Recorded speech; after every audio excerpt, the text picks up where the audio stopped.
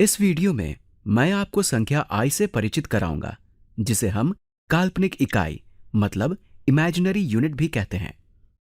आप देखेंगे कि इसे समझना उतना आसान नहीं है, क्योंकि ये संख्या बाकी संख्याओं जैसे पाई या ई इनकी तुलना में काफी ज्यादा विचित्र है।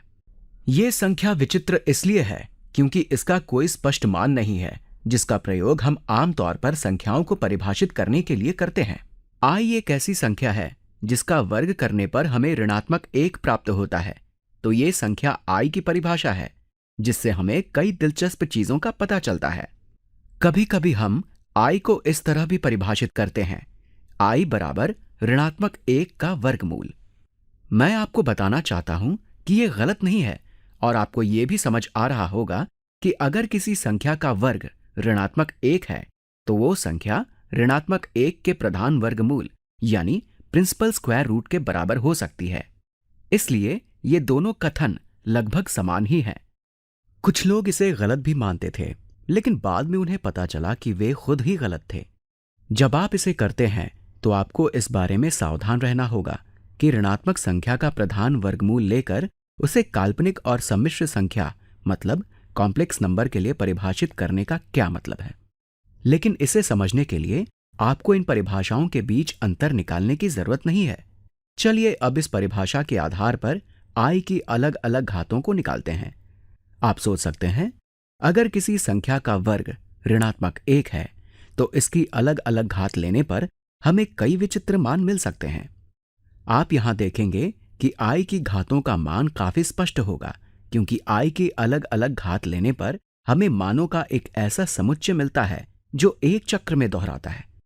तो चलिए हम आई की घात 0 से शुरू करते हैं।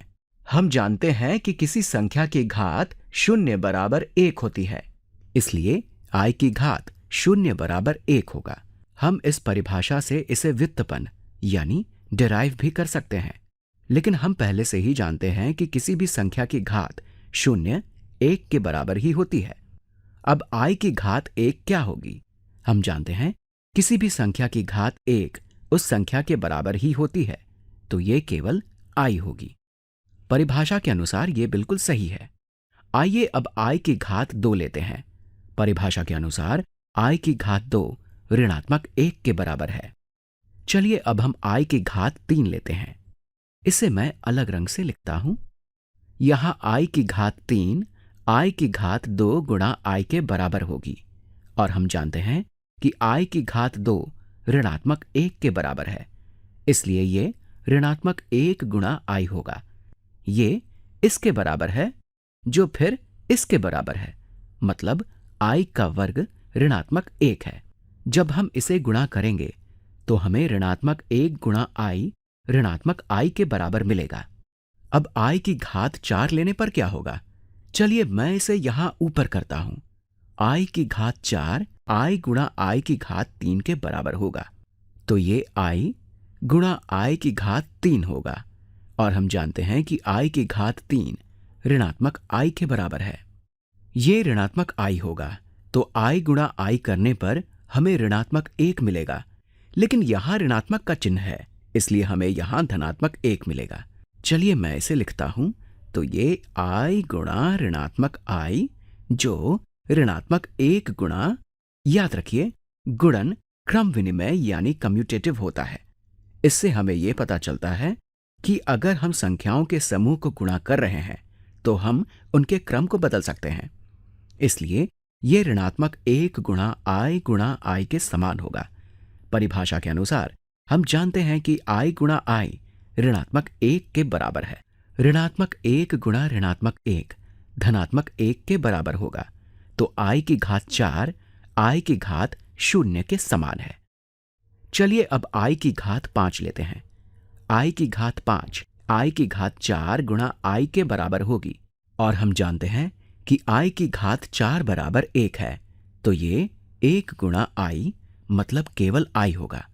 एक बार फिर ये बिल्कुल आई की घात 1 के समान है।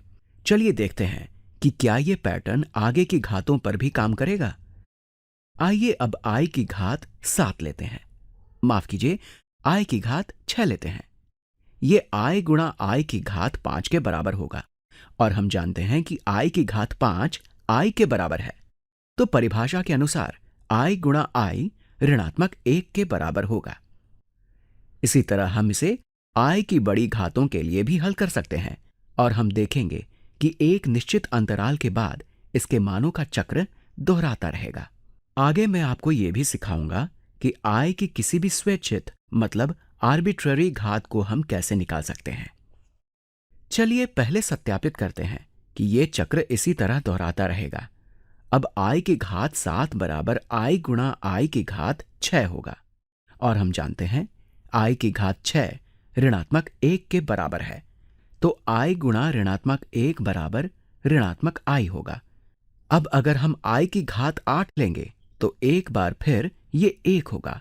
i की घात 9 i होगा और इसी तरह ये आगे भी दोहराता रहेगा।